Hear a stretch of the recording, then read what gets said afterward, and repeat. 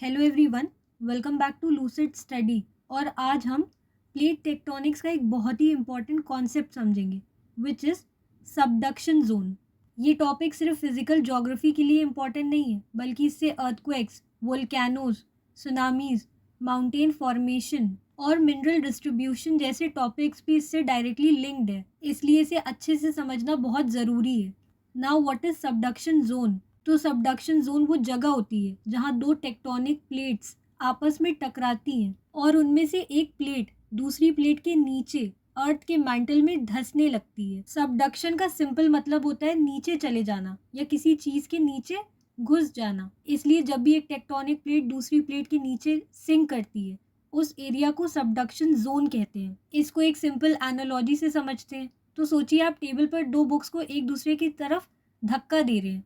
अगर एक बुक दूसरी से ज़्यादा हैवी हो तो प्रेशर बढ़ने पर हैवी बुक नीचे स्लाइड कर सकती है और हल्की बुक ऊपर रह जाती है। बिल्कुल इसी तरह अर्थ के अंदर भी होता है। हैवी बुक को डेंसर टेक्टोनिक प्लेट समझिए और हल्की बुक को लेस डेंस प्लेट। जो प्लेट ज़्यादा डेंस होती है वही दूसरी प्लेट के नीचे चली जाती है। लेकिन एक प्लेट हैवी और दूसरी लाइट होती ही क्यों है? तो अर्थ पर मेनली दो तरह की टेक्टोनिक प्लेट्स होती हैं, विच इज ओशियानिक प्लेट और कॉन्टिनेंटल प्लेट। ओशियानिक प्लेट ज़्यादातर बेसॉल्ट नाम की रॉक से बनी होती है और बेसॉल्ट की डेंसिटी ज़्यादा होती है, इसलिए ओशियानिक प्लेट कंपैरेटिवली हैवी होती है। दूसरी तरफ कॉन्टिनेंटल प्लेट ज़्यादातर ग्रेनाइट से बनी होती है और ग्रेनाइट हल्का होता है, इसलिए कॉन्टिनेंटल प्लेट की डेंसिटी कम होती है। इसी वजह से जब ओशियानिक प्लेट और कॉन्टिनेंटल प्लेट टकराते हैं तो heavy oceanic plate continental plate के नीचे सिंक कर जाती है। अगर दो ओशियानिक प्लेट्स टकराती हैं तो जो प्लेट्स ज़्यादा पुरानी और ठंडी होती हैं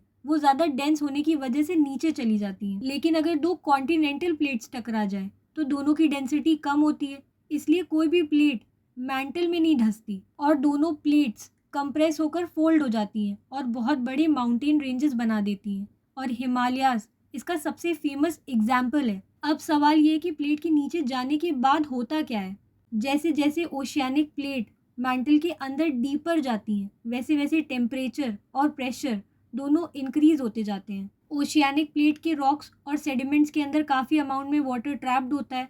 डेप्थ बढ़ने के साथ ये वाटर रिलीज होने लगता है और ये रिलीज्ड वाटर ऊपर वाले मैंटल रॉक्स का मेल्टिंग पॉइंट कम कर देता है।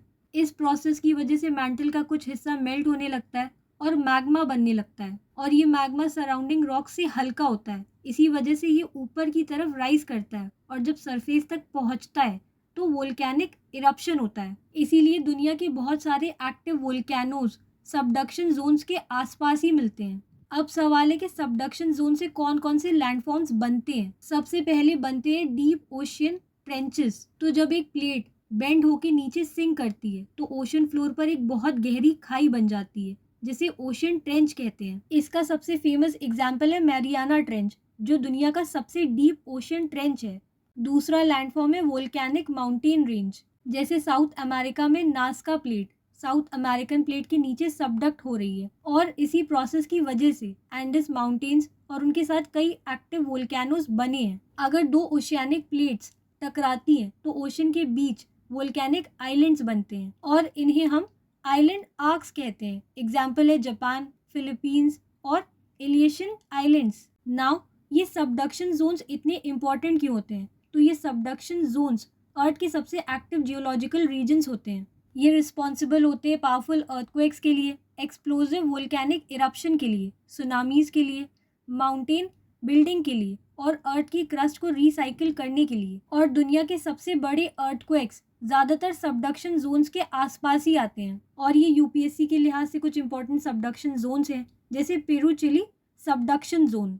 और यहाँ पर Nazca plate south American plate के नीचे सबडक्ट करती है और इसी प्रोसेस से एंडस माउंटेन्स बनी है। और ये रीजन अर्थक्वेक्स और वोल्केनोज दोनों के लिए फेमस है। दूसरी है जापान ट्रेंच। यहाँ पैसिफिक प्लेट जापान के नीचे वाली प्लेट के नीचे सबडक्ट करती है। ये दुनिया का सबसे एक्टिव अर्थक्वेक जोन्स में से एक है और 2011 का जापान अर्थक्वेक और सुनामी इसी रीजन में आया था। तीसरा है मैरियाना ट्रेंच। यहाँ पैसिफिक प्लेट फिलीपींस सी प्लेट के नीचे सबडक्ट करती है, इसी वजह से यहाँ दुनिया का सबसे डीप पॉइंट मिला है। चौथा है सुंडा ट्रेंच और ये इंडोनेशिया में लोकेटेड है। यहाँ इंडो ऑस्ट्रेलियन प्लेट और यूरेशियन या सुंडा प्लेट के नीचे सबडक करती है। ये एरिया बहुत सारे एक्टिव वोल्केनोज के लिए जाना जाता है और 2004 का इंडियन ओशन अर्थक्वेक और सुनामी इसी सबडक्शन जोन से ओरिजिनेट हुआ था। पांचवा है कैस्केडिया सबडक्शन जोन। ये नॉर्थ अमेरिका के वेस्ट कोस्ट पर लोकेटेड है। यहाँ हवान दी फ्यूका प्लेट नॉर्थ अमेरिकन प्लेट के नीचे जा रही है और साइंटिस्ट